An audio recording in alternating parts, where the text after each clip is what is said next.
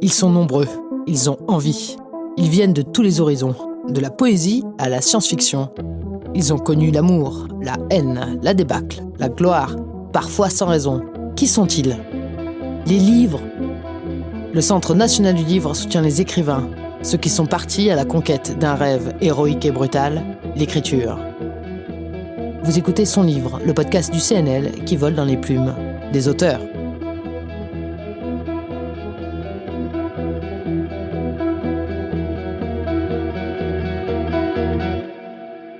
Marmoud ou la montée des eaux, publié aux éditions Verdier, c'est une plongée dans le passé, dans le cœur des hommes, dans l'histoire, celle de Marmoud et de la Syrie.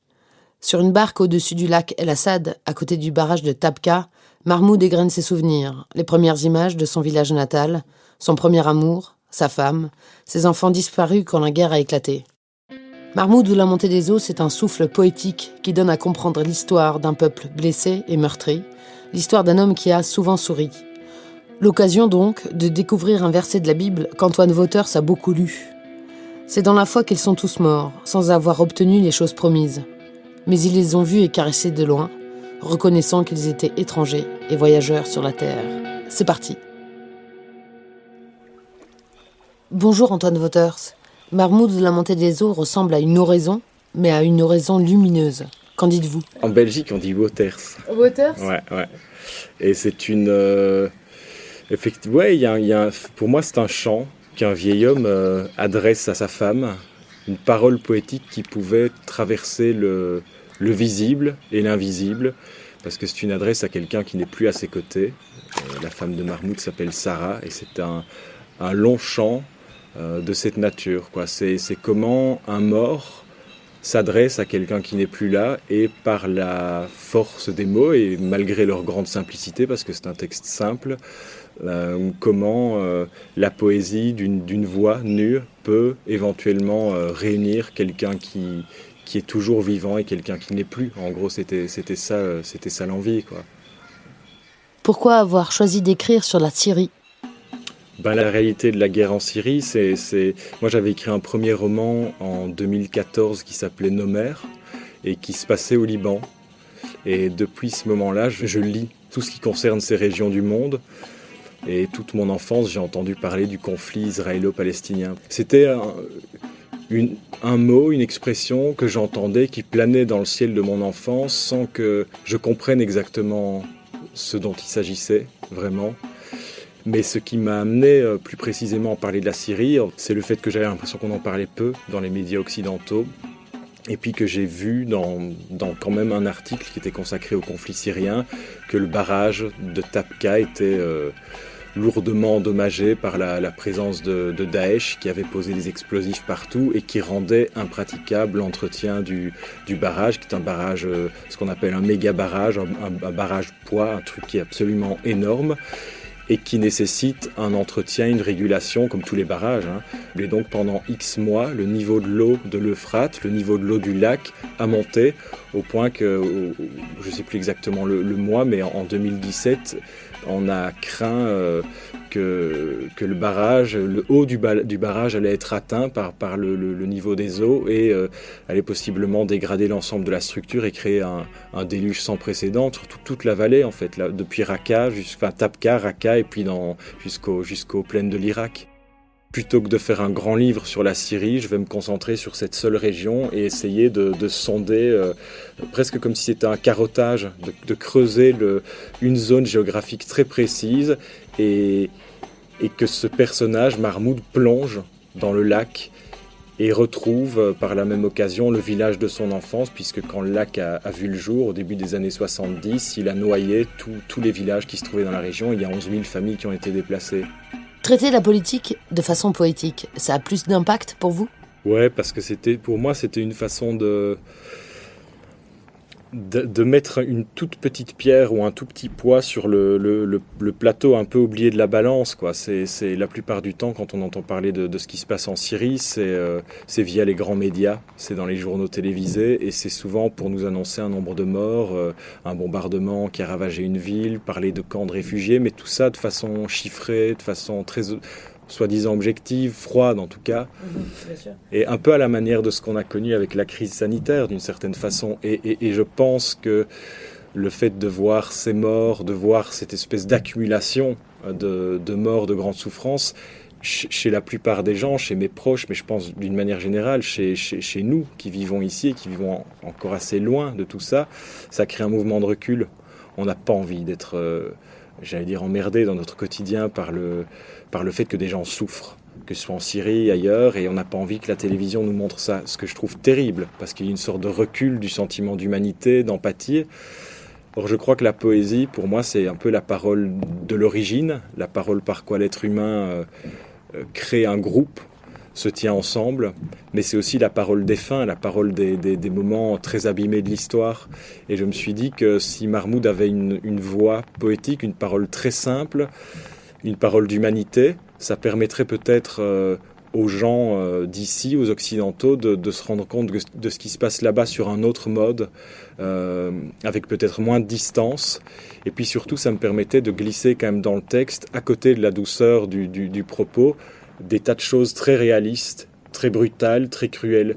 Ça me semblait être la seule formule pour rendre le texte lisible et digeste. Vous parlez dans votre livre de Bachar el-Assad et à propos de lui, vous faites dire à votre narrateur, en une nuit, le monstre était né. Ben ouais, c'est aussi la trajectoire, quoi. Bachar, il voulait pas endosser le rôle qui est le sien aujourd'hui, enfin à l'origine, puisqu'il voulait devenir étudiant il était étudiant en ophtalmologie à Londres. C'était son frère qui était destiné à prendre la relève quand le père Hafez décéderait. Et il se trouve que le frère, Bassel, est décédé dans un accident de voiture en 1994. Et donc, Bachar, qui est à Londres, qui a rencontré sa future femme Asma, qui fait des études là-bas, qui est très riche, qui est brillante, qui trouve immédiatement extrêmement belle. Il en tombe amoureux et pourtant on lui dit écoute, ton frère est décédé, rentre. Il assiste aux obsèques. On voit Bachar réciter ce texte, on voit qu'il y a énormément de vent.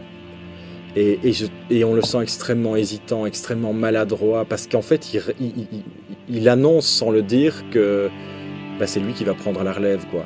Et il n'en a pas envie. Et moi, j'ai imaginé que le vent lui soufflait une sorte de conseil, c'est-à-dire rentre, repars à Londres, va finir ce que tu as commencé et ne fais pas ce que tu t'apprêtes à faire. En fait, la question se posait même pas, puisque de fait, il se retrouve à l'Académie militaire de Homs, il est formé, il devient gradé, et puis son personnage, sa personnalité change, et c'est pour ça que j'ai eu cette idée de « Les monstres naissent dans la nuit », c'est une phrase qui dit tout et qui ne dit rien à la fois, mais qui est une manière de montrer comment tout ça se trame dans l'ombre, en coulisses, sans que nous, on en sache et en voit la moindre chose.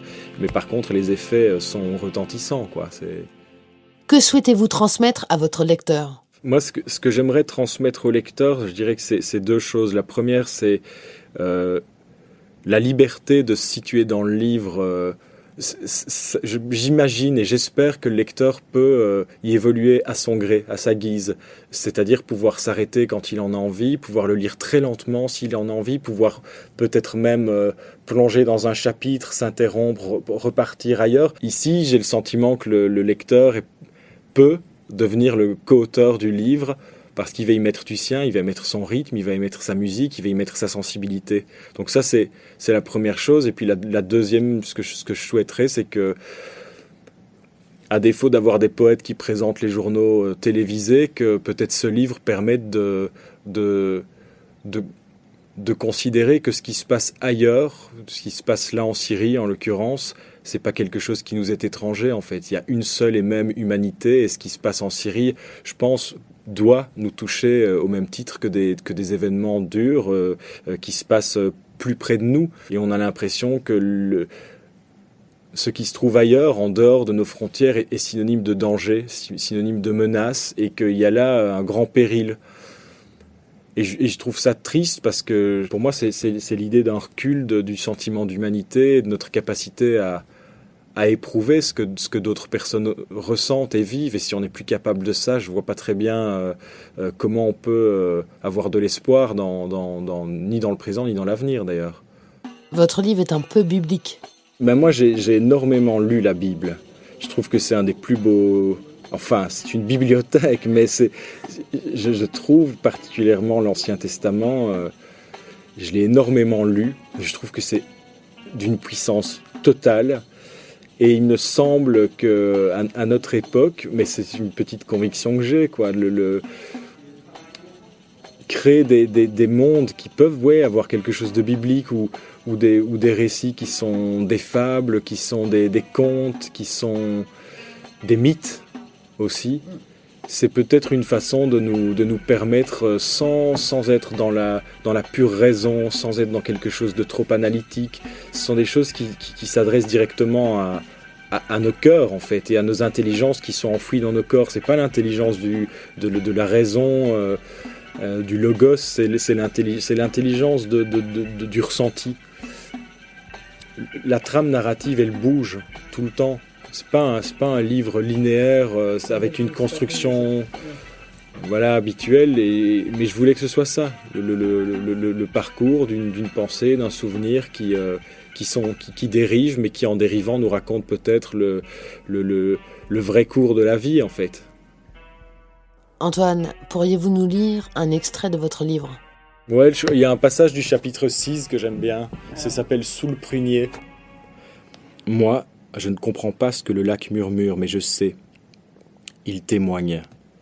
J'ai écrit des livres, été invité dans différents pays où je me suis surpris à faire le pan. J'ai perdu Léla et notre petite fille. Et malgré ça, je suis infoutu de décrypter les paroles d'un lac. Triste monde humain. Je sauve un papillon de la noyade, mes doigts dans les algues comme d'autres algues, de fins poissons. Puis je ferme les yeux et je descends, jusqu'à ce qu'il n'y ait plus aucun bruit sauf celui de l'eau contre mon cœur, l'eau qui me respire et me console comme seul le peut une mère. Nageant, je redeviens l'enfant, marmoute des prairies. J'entends Mounir hurler sur moi qui suit le vent parmi les bêtes de son troupeau et qui les sème sur le sentier. Je sens le parfum de maman qui est une force virevoltante, un vrai buisson ardent, mais dont les nerfs aussi sont brûlants et ardents. Je cueille une pêche près de papa, debout sur l'échelle, qui cueille des fruits chez notre autre voisin, Kamsié. Vieillir, c'est devenir l'enfant que plus personne ne voit, l'enfant dont on dit qu'il a les cheveux gris, dont on attend des choses, promesses, gloire et accomplissement, alors que tout ce qu'il souhaite, c'est rester à jouer avec son bâton en regardant tomber la pluie, les mains couvertes de boue, vierges de paroles et de tout clinquant. Antoine Wauters a reçu une bourse du CNL pour l'écriture de Marmoud ou la montée des eaux. Il a été récompensé par le prix Vepler et par le prix Marguerite Duras.